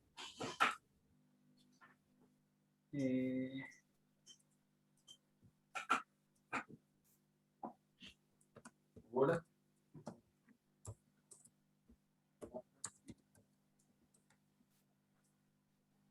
¿Pueden? O sea, Sí, acá estoy- lo que me parece, bueno, el producto que usted dijo que no seleccionamos el reader, sino el Benzim Ujú. PLE, ¿puede ser? Sí. Después, bueno, el sistema operativo, suscribirse, bueno, marca una casilla ahí. Ajá, y ahí ustedes le ponen el mail de usted, creo que le pide 2 veces. Sí. ¿Sí? Y ahí Y le ahí damos a ustedes le dan descargar. OK y les manda una dirección a su correo electrónico. A ver. El enlace le mandan a su correo electrónico para instalarse. Acá.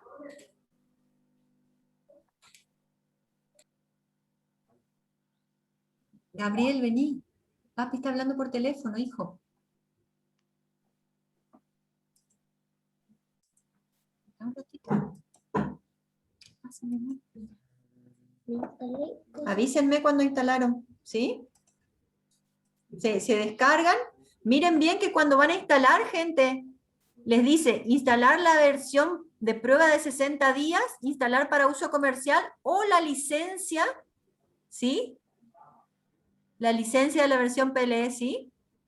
Instalen esa que es la versión de licencia. Ujú.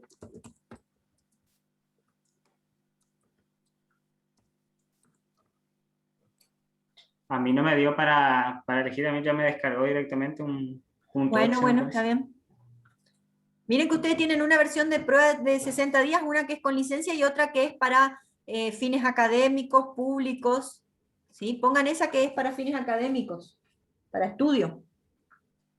Entonces esa no le pide licencia, nada, ¿sí?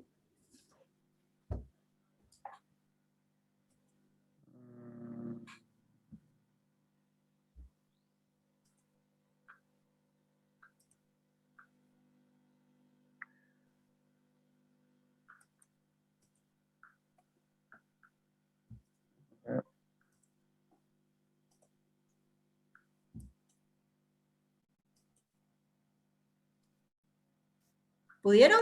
A mí me descargó un punto exe acá, estoy tratando de abrir, pero tampoco me apareció para seleccionar nada. Cuando ustedes abren, ahí les pide. Ah, ok. El enlace ustedes se descargan.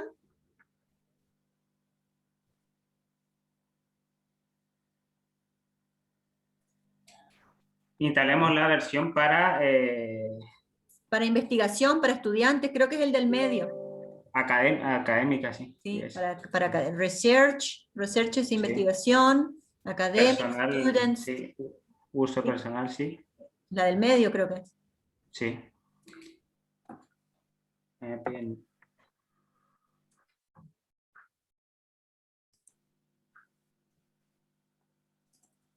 Cuando terminan tienen que ver algo como esto.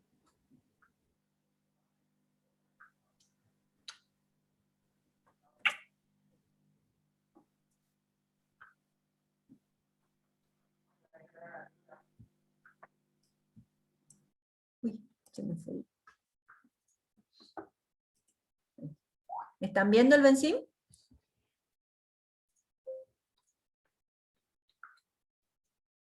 Ahí terminé de instalar. El de usted en su pantalla veo perfectamente. Perfecto. Y yo también tengo la misma pantalla. Buenísimo. Bueno, Enrique está, Joaquín está, Jorge. A mí justo me apareció con mensaje de error. Me dice, bueno, la carpeta Benzim dice Dale de ok. configuración. Él te dice que ¿Cómo? reinicia todos los parámetros de seteo. Capaz que vos tenías algo Ajá. instalado, ¿puede ser? ¿Algo anterior? No tenía, no. Decirle que sí nomás y te tiene que abrir. Aceptar. Ahí está. Ahí le doy finalizar. A ver, ahí está abriendo el programa. Bueno, Sí, Enrique, también, ¿estamos sí, bien? también.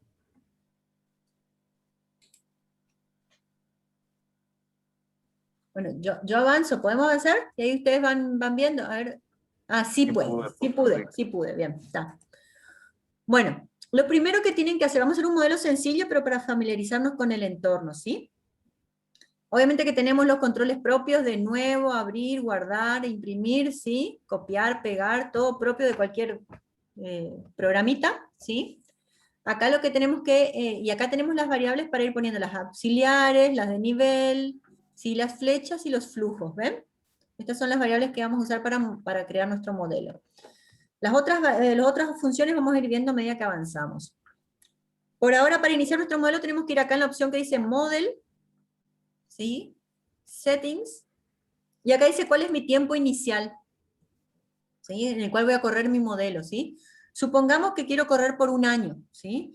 Entonces yo digo, tiempo inicial 1, tiempo final 12, por ejemplo, y voy a correr mi modelo en months, que es meses, por ejemplo, ¿sí? Si lo quiero correr en años, puedo decir, por ejemplo, desde 2010 hasta, pongámosle, 2020. Y ahí digo que voy a correr mi modelo en años, ¿sí?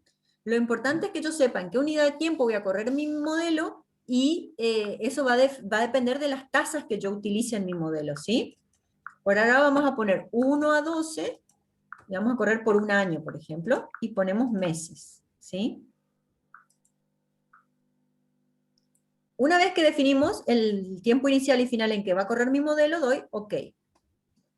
Tomo mi variable de nivel, ¿sí? Y pongámosle que acá ponemos, ¿sí? Ballenas ponemos, o población si quieren. Población, un modelo genérico de población, ¿sí? Una vez que puse mi variable de nivel de población, voy a poner mis variables de flujo, ¿sí? ¿Hasta ahí me siguen? Sí, profe. Bueno, tomo mi Sí, variable de yo flujo. estoy mirando la pantalla en vez de hacer uno. Bueno, pongo mi variable de flujo y hago clic en un punto y traigo. Ese es mi nacimiento, por ejemplo. Nacimientos, ¿sí? Y pongo desde la población hacia afuera y ahí pongo las muertes, por ejemplo. ¿Sí? Ya tengo mi modelo inicial con la población, los nacimientos y las muertes. ¿Sí? Relaciones positivas y relaciones negativas. Ahora lo que voy a hacer es con esta flechita de información, voy a decir que la población va a afectar a los nacimientos. ¿Sí? Pongo una relación acá desde población hacia nacimientos. ¿Sí? Y lo mismo de población a muertes. Porque en base a la cantidad de población que tengo voy a tener los nacimientos y en base a la población que tengo voy a tener las muertes. Pero ¿se acuerdan que habíamos hablado de que había constantes, que eran las tasas de nacimiento y de muerte, ¿sí? Entonces lo que voy a hacer es tomar una variable acá y pongo tasa de nacimiento, ¿sí? TN, y pongo otra variable acá, TM, tasa de muertes. Y a su vez también 1, la tasa de nacimiento con los nacimientos y la tasa de muertes con las muertes. ¿Sí? Si quieren ir guardando el modelo, pueden ir guardándolo por las dudas que no se pierda lo que van haciendo. Una vez que terminamos con la interfaz gráfica del modelo, vamos a empezar a definir las funciones, las ecuaciones, y esta parte es muy, muy, muy importante. Hago clic acá y él me va a marcar todas las variables del modelo que yo no definí nada todavía, que yo no definí las ecuaciones. Mi variable de estado, que es la población, dijimos que tenía que ser en una unidad medible, ¿sí? Por ejemplo, si eran las ballenas, tenía que ser en ballenas, si eran las vaquitas, tenía que ser en vacas, ¿sí? Tiene que ser una unidad medible. Acá yo hago clic sobre la variable y ven que arriba dice población, tipo de variable de nivel, y acá tengo que poner en qué unidad la voy a medir. La voy a medir, por ejemplo, en personas. Por ejemplo. ¿Sí? Y ven que acá él ya me pone la integral a través del tiempo. Mi variable tiempo va a variar de 1 a 12, que representa los 12 meses. ¿Sí? La integral a través del tiempo de qué. Y él ya me puso acá, nacimientos menos muertes. ¿Por qué me puso esto acá? Porque yo puse los flujos entrantes y salientes. Entonces ya sabe que la variable nacimientos es la que va a influenciar de manera positiva y la variable muertes es la que va a influenciar de manera negativa. Y ven que acá abajo me trae la lista de variables con las cuales tiene establecida una relación. Si yo no encuentro acá, tengo que ver porque necesito ponerle la flechita. ¿Sí? Y otro valor que puedo llegar a poner es el valor inicial en el cual empieza a correr mi modelo, que acá no estoy encontrando. Comentarios, spam. Acá. No sé por qué. ¿Ustedes ven acá dividido valor inicial? Initial value. Sí, ese sí. Bueno, pónganle un dividido, valor inicial, no. ¿sí? Una vez que ustedes terminan, le dan OK. Ahí está, no veía la división. No sé por qué no veo la división. Ahí está.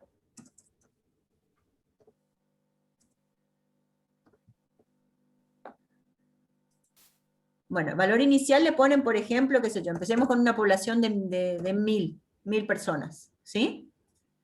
Una vez que terminamos le damos OK. Y está definida la población, ¿sí? Ahora, los nacimientos. Mi modelo, ¿en qué unidad de tiempo está corriendo? ¿Cómo definimos el modelo del tiempo inicial y final? ¿En qué unidad?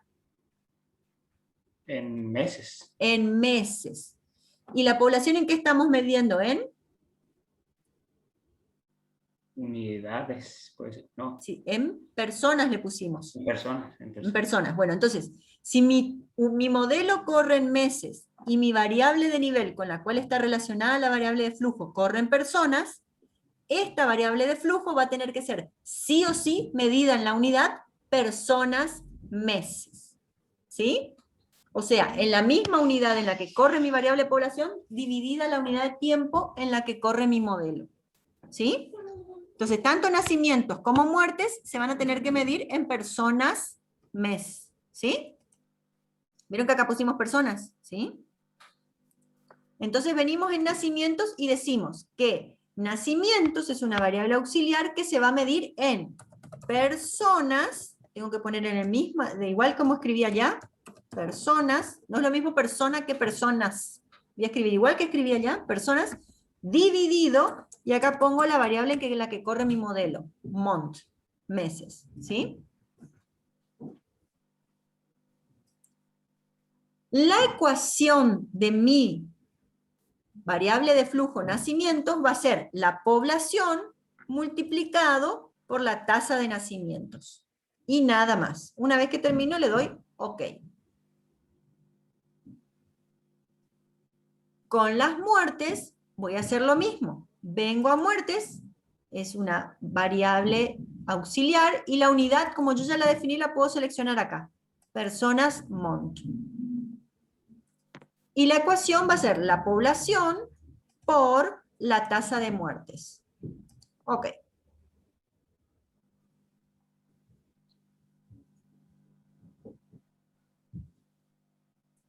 Bueno.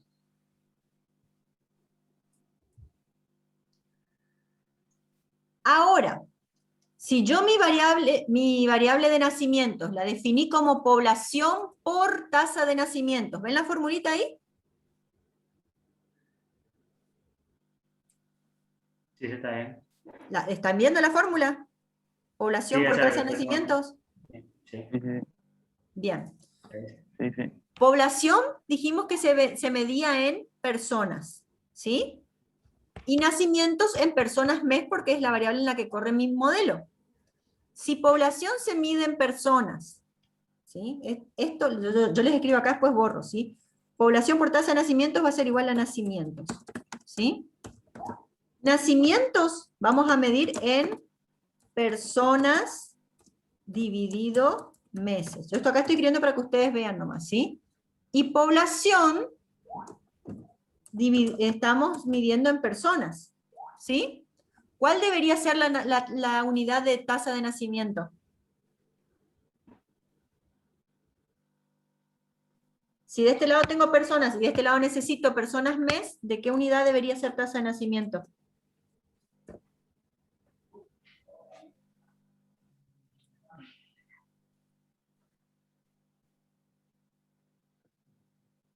¿Están viendo la fórmula, no? Que dice población igual a personas por tasa de nacimiento, plim, plim, plim, plim, ¿sí? Igual a nacimientos, que es personas sobre mes. ¿Están viendo eso? Sí. Bueno, ¿en qué unidad debería ser Sí, tasa de nacimiento? pero, uy.